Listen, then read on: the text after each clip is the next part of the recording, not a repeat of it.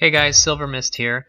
I've been asked to re-upload this video with some commentary explaining my plays and choices, so I'm doing that now. This is a Vanar list at 11 wins in Gauntlet, which you don't normally see up this high in Gauntlet. It's usually Magmar and Lionar that are the strongest classes, but this Vanar list was pretty solid, so it's been doing great. And the final boss here in this Gauntlet run is a Vetruvian player, which you have to watch out for Stars Fury and Scion's Third Wish. Now this is pre-nerf, back when Scion's Third Wish gave 3 attack to 3 different creatures. It was just before that nerf happened. Okay, so you always definitely want to keep the 2 drops, so you can put 2s on the board. You definitely want to have something on the board, even if you have to sacrifice the opening gambit. It's worth it just to have something on the board to be able to make a run for these mana orbs.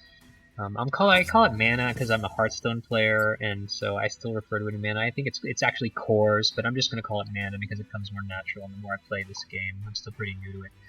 The more I play this game, the more I'll use the right terminology.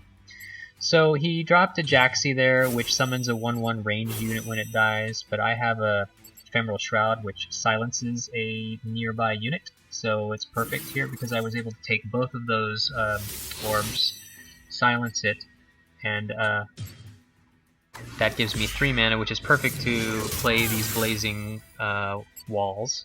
Now these are 3/3 walls, and they can't move, but they can attack.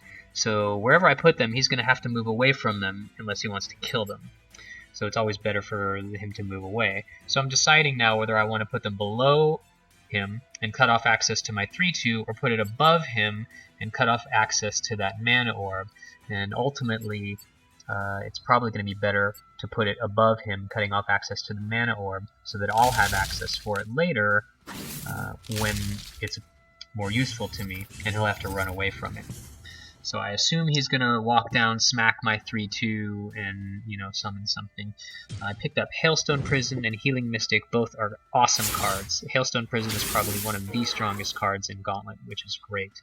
It's kind of like Sap in Hearthstone, but if you can cast it when their hand is full, it actually kills the creature. So he's Stars Fury here, which is crazy to Stars Fury on 4, and he only used it to save himself 3 damage because he could have face tanked that 3/2, and then he did 2 damage to my wall. That's really weird. That's an odd play. Makes me think he might have another Stars Fury. So I could summon the Moebius unit and use all my mana here, or I could do the 2/2 drops here, and I can actually swap places with the wall and bring the wall right next to him and get a free attack, which is definitely a good play. And I should probably put the wall on the right, and then I can put the Healing Mystic in the center. And the reason I'm going to play the Healing Mystic in the center there is to create a line as much as possible, just in case he has another Stars Fury. You want to have all your guys in as much of a line as possible, or as many lines as possible. It's called a conga line, because when Stars Fury comes out, it summons a guy in front of every unit, so you want to have as few spots open. So now there would only be 2 dervishes if he cast that. So I'm set up pretty well playing around Stars Fury. So he summons a 5/5 here, which is awesome for me because his hand's going to fill back up. And when you use Hailstone Prison and they have a full hand, it just kills a unit. So I killed a 5/5 for 2 mana, which is an amazing value. And now I only have 3, so perfect time to go up and get that last orb, and then I can summon the Moebius unit. So where to put it is the question here. I could put it next to the 2/3 and play around Stars Fury, or I could put it just to the left of him and prevent him from running to the left. And ultimately I decided that would probably be the better thing to do. So I've got my little conga line up top. I'm going to move the sister on the left side so the dervish would spawn on the right if he casts Stars Fury, and I'm going to summon the Moebius unit on the left of him just to prevent him from running over, because I feel like that has a better value to me than playing around Stars Fury. So I got a giant airdrop in case he drops some kind of ranged, and I picked up Frostfire and the Snow Chaser, which is actually pretty good. And he does have another Stars Fury, go figure. So, I imagine he will clear my board of all the little guys here.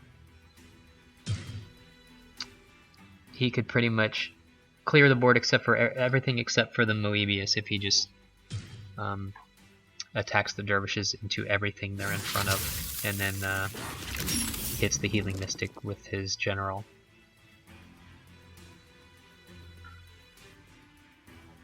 So let's see what he's going to do with these dervishes. So he's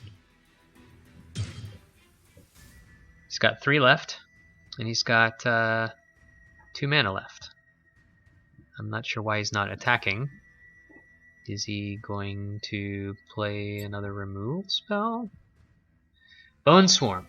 2 damage to my general and all enemies around it. So he killed 2 of my units with that, did 2 damage to me. So that was a really weird play. So he did that to get more face damage? Or so he didn't have to take 2 points? It's not really that low. Looks like maybe he did it as a combination of both to prevent taking damage and to do a little bit more damage to me. But that might mean he has burn in hand, so I need to be careful here. So my Moebius unit switched stats to 5/3, so that's going to be pretty good for me. So maybe he knew he was going to take 5, and he didn't want to take an extra 2 damage. Although he did hit me. So okay, so I'm going to hit him here. And now the Snow Chaser gets a buff if I play it on the right side, but I have a 2-turn potential lethal here if I get the flying unit sort of away where he can't get it and just build a big conga line, and then I can sort of keep that Frostfire as a hidden play, and I can Frostfire it and then fly it next to him and then smack him with it for quite a lot of damage. So I think ultimately the best play here is to put the Snow Chaser behind the Moebius and then put the Flyer behind that, so he's got kind of nothing that can get to it. And then just save it for a sneak attack next turn. So even though I have enough mana here to play the Frostfire and buff one of my guys potentially out of range of like a Rush Tiger or something like that, I'm not going to play it because I've got my Flyer in the back and I want to use it on that. And sneak in for the kill. And I got a Hailstone Prison, which is awesome, so if he plays like a big provoke, I can kill it and kill him next turn. He's at 5 life. Okay. Lower minion's attack to 0. Okay, so he gets a free kill on that. He did have to spend a card for it though. 5 cards left. I still have lethal next turn if he doesn't do something significant here.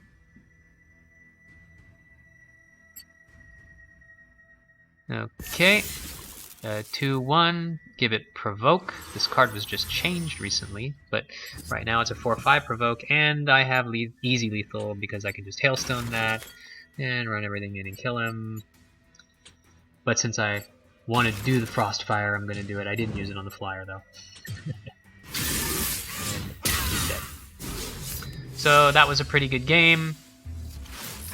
This was a Vanar list. Like I said, Vanar is not one of the factions that I usually get to 12 wins with. I've gotten 12 with Magmar, Abyssian, and that was just a crazy deck. But usually it's Magmar or Lionheart because they're just such stronger classes. When you get 7 or more wins in Gauntlet, you get a free Gauntlet ticket.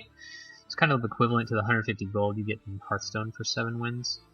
And then on top of that, everything else is just profit. So anyhow, thanks for watching, and I'll see you around.